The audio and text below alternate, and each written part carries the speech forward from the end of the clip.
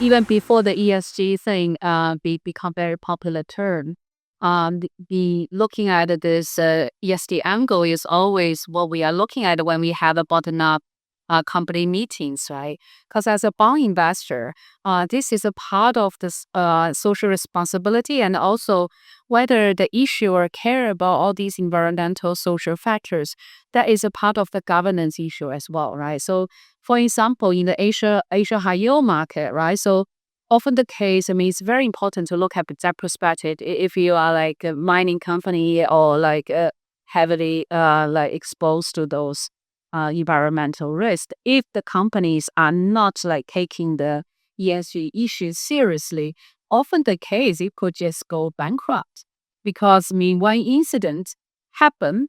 I mean then they will have a lot of legal lawsuits, all these things, right? So it will come.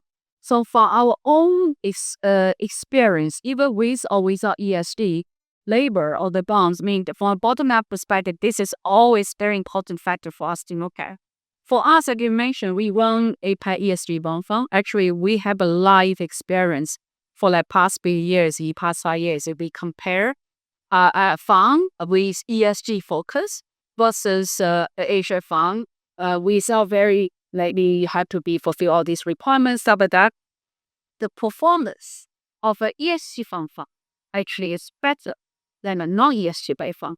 So this is a different from like for the equity investors, right? So equity investor often the case. May for us as an investor, we always need to look at the risk-adjusted return for our investors.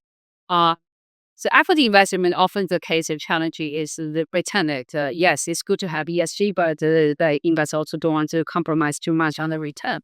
However, for the fixed income bond side, if you really apply the due diligence rigorously from an ESG perspective, actually you kick out a lot of bad apples in the system. So we know that for bond investment, avoiding default or volatile name is alpha source, right? So if you say, for example, how your market default is so high, if you are able to kick out some of the potential company have the ESG issue, they often the case is shaky, and this is alpha source. So we do see this is a very important factor to look at, and we do have statistics to support that because we run parallel funds, right? And if high standards is like risk management, if you have very high risk management standards, although in the short term it compromise a little bit on yield, but we know there's no free lunch, right? So over the like medium or longer term,